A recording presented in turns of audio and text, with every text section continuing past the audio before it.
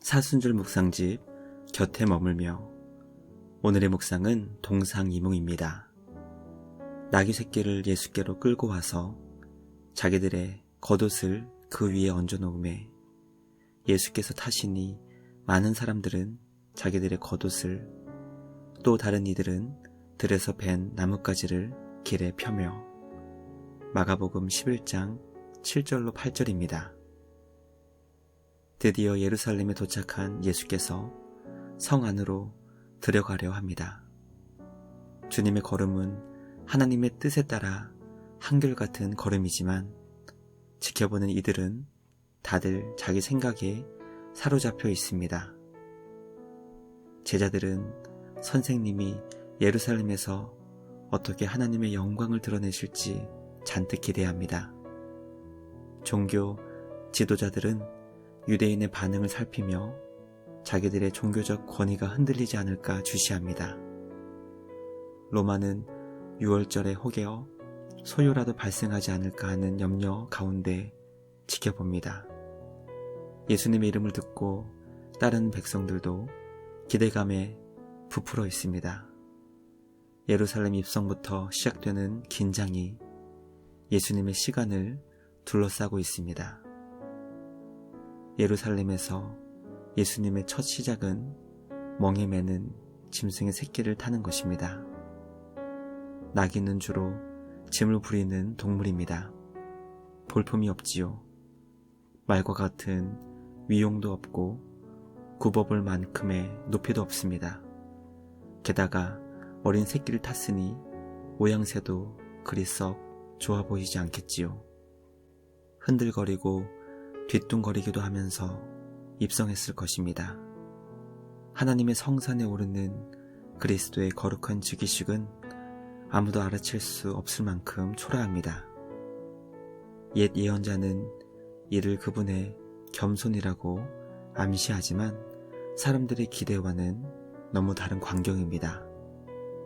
백성들은 어린 나귀를 타고 오는 예수님이지만 개의치 않고 환호합니다. 겉옷을 펼쳐 그분의 길을 마련하고 종려 나뭇가지를 흔들며 하나님의 승리를 선포합니다. 다윗의 자손으로 오시는 분이여 라는 환호는 분명 메시아의 도래를 뜻합니다. 주님의 이름으로 오시는 분이라는 고백도 다르지 않습니다. 그들은 감격의 환호로 자신들이 메시아를 맞아들이고 있다고 말하는 것 같습니다. 당장 무슨 일이라도 일어날 것처럼 도성은 들떠 있습니다. 그들은 예수님의 입성식에 메시아의 임재, 새로이 즉위하는 임금의 도래라는 자신들의 염원을 풀어냅니다. 그들은 예수님을 이스라엘의 왕, 하나님이 보내신 새로운 임금으로 맞이하고 싶어합니다. 예수님을 통해 하나님께서 연출하는 메시아의 즉위식과 사람들이 마련한 즉위식이 한자리에서 일어났지만 흐름은 전혀 다릅니다. 한편에는 흥분한 이들, 메시아의 도래를 외치며 들떠서 당장 무엇이라도 성취할 것 같은 분위기에 사로잡힌 이들이 있습니다. 그리고 그 분위기 한가운데 흔들리는 어린 나귀의 등 위에서 흔들림 없는 마음으로 하나님의 뜻에 순종하는 겸손한 주님이 계십니다. 같은 장소, 같은 시간에 일어난 사건이지만 내용은 완전히 다릅니다. 하나는 하나님과 온전히 하나 되어 침묵 가운데 순종으로 이어집니다. 다른 하나는 제 뜻대로 되지 않자 손바닥 뒤집듯 분노와 저주로 이어집니다. 하나님은 굳이 당신의 연출과 사람들의 생각이 다르다고 판단하지 않습니다. 예수께서도 그들의 함성을 거부하지 않습니다. 십자가에서 드러내실 것을 논쟁으로 끌어들일 이유가 없습니다.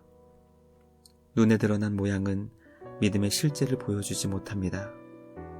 십자가에 가까이 갈수록 믿음이 담고 있는 실상이 드러납니다.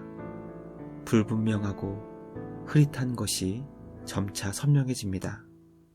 순종과 고난을 통해 하나님의 뜻에 합한 믿음인지 자기 만족을 위해 제 뜻을 성취하려는 것인지가 구분됩니다. 예루살렘 입성은 그 출발점이며 십자가는 그분을 따르는 이들에게는 믿음의 신실함을 구별하는 시금석이기도 합니다. 십자가는 어떤 이에게는 하나님께로 도약하는 디딤돌이고 어떤 이에게는 넘어지는 걸림돌이 됩니다.